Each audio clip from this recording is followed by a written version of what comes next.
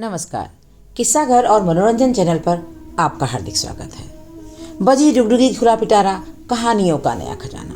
कहानियों के नए नए खजाने के साथ मैं बबीता त्रिपाठी आपके पास एक बार फिर से हाजिर हूँ। तो दोस्तों, मेरे इस चैनल को लाइक, सब्सक्राइब और शेयर करना बिल्कुल मत भूलिएगा। और हाँ, साथ ही साथ बेल आइकन को भी अवश्य दबा लीजिएगा, ताकि जब भी मैं अपनी कहानियाँ और शॉर्ट्स या मनोरंजन के अन्य वीडियोज़ डालती हूँ तो आप तक उनकी नोटिफिकेशंस अवश्य पहुंच जाएं। तो ज़्यादा समय न लेते हुए चलती हूँ आज की लघु कथा पर। आज की कहानी का शीर्षक है ठाकुर जी की लीला। बिल्कुल सत्य घटना पर आधारित ये कथा है। आप में से शायद कईयों ने सुनी भी होगी, लेकिन ये कथा और ये प्रसंग मेरे मन को इतना भाया कि आप सभी से शेयर किए बिना मैं न रह सकी। बहुत समय पहले की बात है। एक मैया अपने श्याम सुंदर की बड़ी सेवा करती थी। वह रोज सुबह उठकर अपने ठाकुर जी को बड़े प्यार, दुलार और मनुहार से उठाती और स्नान श्रृंगार के बाद उनको आईना दिखाती। उसके बाद भोग लगाती थी। एक बार उनको एक लंबी यात्रा पर जाना पड़ा। जाने से पहले ठाकुर जी की सेवा वे अपनी पुत्रवधू को सौंपते हुए उनको समझाने लगी। ठाकुर जी की सेवा में कोई कमी न करना बहू।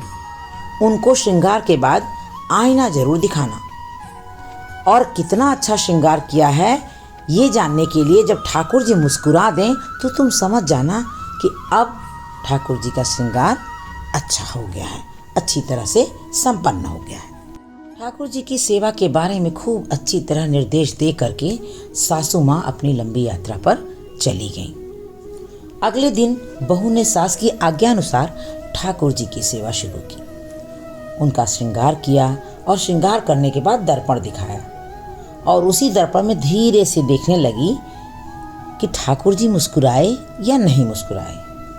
ठाकुर जी को जब मुस्कुराता न देखा तो सोचा श्रृंगार में लगता है कोई कमी हो गई है। पगड़ी, बंसी, पोशाक सबको फिर से ठीक करके फिर दर्पण दिखा करके झांक कर देखा कि ठाकुर जी तो बिल्कुल पहले जैसे ही खड़े थे। इस बार भी वे नहीं मुस्कुराए। अब की बार फिर से पोशाक बहू ने बदला, श्रृंगार फिर से किया, फिर से दर्पण दिखाया, झांक के देखा तो ठाकुर जी नहीं मुस्कुराए। अब तो बेचारी बहू बहुत डर गई।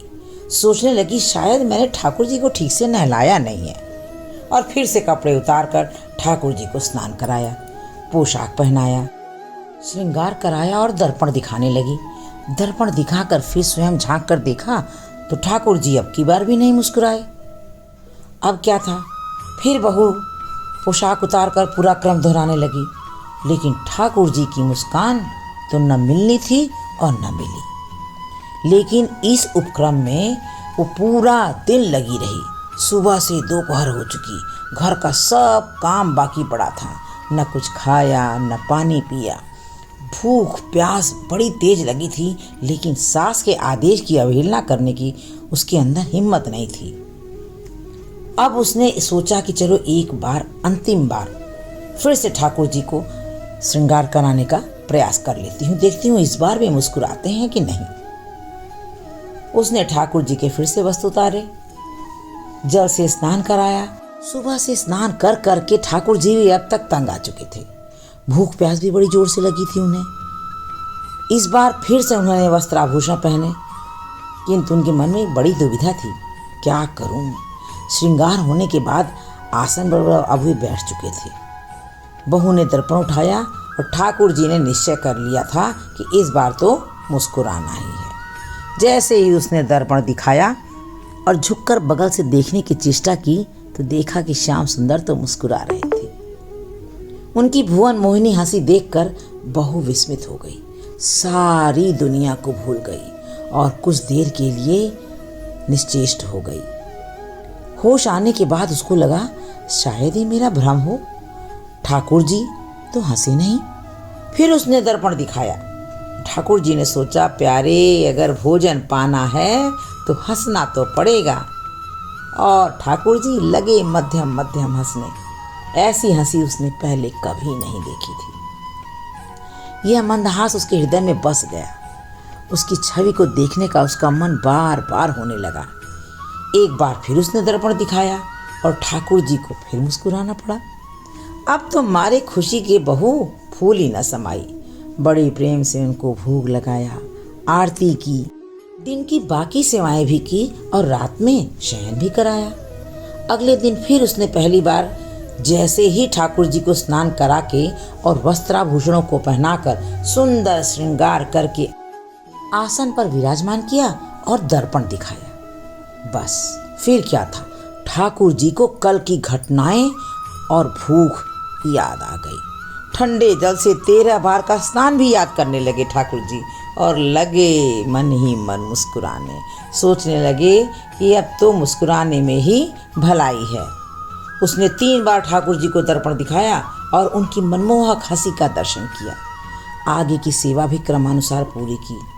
अब तो ठाकुर जी भी रोज यही करने लगे, दर्पण देखते ही मुस्कुरा देते। बहू ने सोचा शायद उसको ठीक से श्रृंगार करना आ गया है और वह इस सेवा में निपुण हो गई है। 1 मास के बाद जब मैया यात्रा से वापस आई और आते ही उसने बहू से सेवा के बारे में पूछा और कहा, बहू ठाकुर जी की सेवा तो ठीक से करती हो ना? बहू बोली, मैया मुझे एक दिन तो सेवा मुश्किल लगी किंतु अब मैं निपुण हो गई हूँ। अगले दिन मैया ने स्वयं अपने हाथों से सारी सेवा की, श्रृंगार कराया। अब दर्पण लेने के लिए हाथ उठाया तो ठाकुर जी स्वयं प्रकट हो गए। मैया का हाथ पकड़ लिया और बोले, मैया मैं तेरी सेवा से प्रसन्न तो हूँ, पर दर्पण दिखाने की सेवा तो तेरी बहुरानी से ही करवाऊंगा, तू तो रहने दे। मैया बोली, लाला क्या मुझसे कोई भूल हुई? ठाकुर जी ने कहा, नहीं मैया भूल तो नहीं हुई, पर मेरा मुस्कुराने का मन करता है और मैं तो तेरी बहू के हाथ से दर्पण देखकर मुस्कुराने की आदत डाल चुका हूँ। अब ये सेवा तो उसी को करने दे दो। मैया ने बहुरानी को आवाज़ लगाई और उससे सारी बात पूछी। बहू ने बड़े सहज भाव से बता दिया, हाँ ऐसा रोज मुस्कुराते हैं ये, केवल पहले दिन समय लगा था। मैया बहुरानी की श्रद्धा, उसकी लगन और ठाकुर जी के दर्शन से अब तक इतनी भाव विभोर और आत्म विभोर हो चुकी थी कि उसे पता ही नहीं चला कि वह दीन दुनिया में है या किसी और दुनिया में, क्योंकि अब तक तो वो यही सोचती आई थी कि ठाकुर जी की सेवा मेरे अलावा और कोई इतनी कुशलता से कर ही नहीं सकता था। लेकिन जब उसने अपनी बहू की सेवा को देखा तब उसको समझ में आया कि नंदलाला तो दिन रात की पूजा अर्चना, नियम कर्म, साधना, इन सब से परे भाव के भूखे हैं। स्वयं भगवान भी कहते हैं मित्रों कि भाव का भूखा हूँ मैं, भाव ही एक सार है, भाव से मुझको भजे तो भव से बेड़ा पार है। भाव बिन कोई पुकारे मैं कभी सुनता नहीं, भाव वाले भक्त का भरपूर मुझ पर भार है। तो मित्रों अब तक मैया को भी पता चल गया था कि उसकी बहू ने ठाकुर जी को अपने प्रेम और भाव से पा लिया है और मैया अपनी बहू को ठाकुर जी की सेवा सौंपकर अब एकदम निश्चिंत हो चुकी थी। कैसी लगी कहानी दोस्तों? कमेंट बॉक्स में लिखकर मुझे ज़रूर बताइएगा। अगली और रोचक मनोरंजक कहानी और जानकारी के साथ मैं आपसे मिलती हूँ। तब तक के लिए विदा चाहती हूँ। धन्यवाद, नमस्कार।